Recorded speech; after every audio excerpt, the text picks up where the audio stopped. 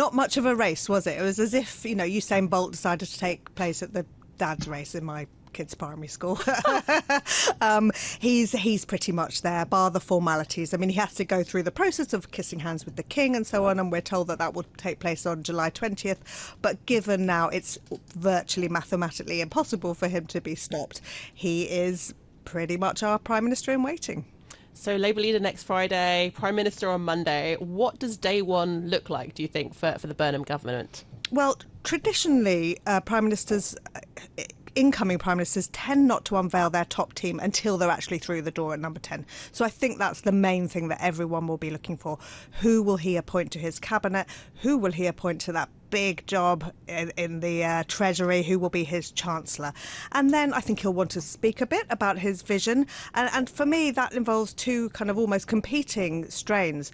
Will he have some continuity because he doesn't want to frighten those bond markets?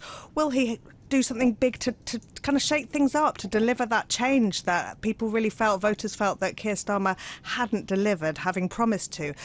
Now, some of his top team have been out talking this week. We've heard from Louise Hay, who's one of his sort of allies, and from Lucy Powell, and both of them have said, perhaps a bit surprisingly, that this planning has been going on for about a year now. So hopefully Burnham will have some answers to those questions. Yes, I think that's really interesting. That she actually even sort of went further, saying that Andy Burnham has run for Prime Minister and run for the leadership of the Labour Party twice before. And so actually he's been thinking about leading the country for a long time, which I thought was also sort of interesting. In terms of the policies that markets are going to be most interested to understand and what might be the challenges, I suppose, for Burnham. Treasury, what happens with the Treasury, what happens with welfare, what happens with tax policy, and also how fast all of this is going to happen and how radical it's going to be. I mean, got to be said that next Friday, schools are going on holiday and Parliament is in recess. So there's going to be a kind of strange summer before we then get to the Labour Party conference. And after that, it'll come round fast, but there'll be a budget. Yeah, absolutely. Now, just on that particular issue of the Treasury, we did have a hint because Lou Hay said, who had written a pamphlet calling for the Treasury to be broken up, she said that she thought that big kind of changes to the machinery of government would not be appropriate, given that at most Andy Burnham has 3 years before he must have a general election. And she was sort of saying that it would be a bit of a sideshow to do that kind of thing and a bit of a distraction when they've got other things to do. So we think the Treasury would remain in place. But she continued to say she felt it was too powerful and that power should be taken away. And we have heard, one of the things that Andy Burnham has spoken about is his wish to devolve government, to create this Downing Street in the north. And I wonder if some of those Treasury functions will be put into the north or also into the Prime Minister's office, which a lot of people around Andy Burnham and generally a lot of political experts have said that Downing Street is underpowered compared to the offices of other leaders of G8 countries, and that they might want to beef things up there. But I think you're right. I mean, as I say, there's this constant tension that's going to be there for Andy Burnham of trying to do big, meaningful, impactful things while not kind of upsetting the apple cart, upsetting the markets, going into a very difficult budget where still we haven't got much of a clue of how he's going to make the sums add up when you have pressures such as the defence budget, which we've all been talking about quite a lot in the last couple of months. Yeah, absolutely. I mean, events and so on. Two further comments that I would make. One is that Burnham may has, according to all the evidence, two very powerful women now at the centre of, his team, which I think is noteworthy given how difficult Labour have found actually putting women in positions of power.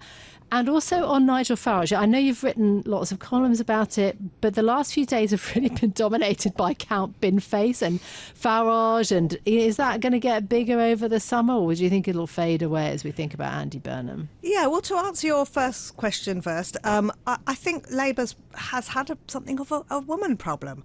It remains a disgrace that the party has never had a female leader, let alone a prime minister. This is meant to be a progressive left-wing party, yet they don't seem to manage to achieve achieve this kind of final breakthrough the glass ceiling. Now, if you look at Keir Starmer's cabinets, you might say, well, hang on, there was equality there. There was the first female chancellor.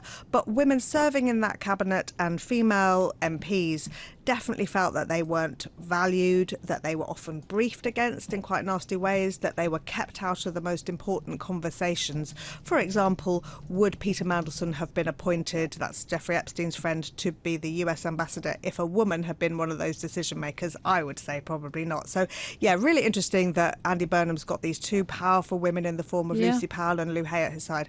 Second question, you are absolutely right. Nigel Farage seems to be having a terrible summer. He's launched this by-election which he billed as being the people versus the establishment. The only trouble for him is that it slightly backfired because he's kind of become a bit of a figure of fun. There's nothing worse in politics than being laughed at. You can almost cope with being disliked as long as you're not a laughingstock. So there's all that. And then we hear this morning that the police have been investigating some of Reform UK's finances. Now, just to throw something, really another stone into the pond, what could happen now is, will Andy Burnham think, well, hang on a second, I've never been so powerful, Reform's never been so weak, is this the moment to call a general election? Wow. I think that's what's going to be obsessing Westminster for the next couple of months. Do you think we'll see one this year? Yes or no? My guess would be that he wouldn't want to do it, because I think he will want to have get some things done before he shakes the kaleidoscope, as it were. But, it'll be tempting to him if Nigel Farage loses that by-election, or if he's expelled from the Commons and then has another by-election which he then might lose.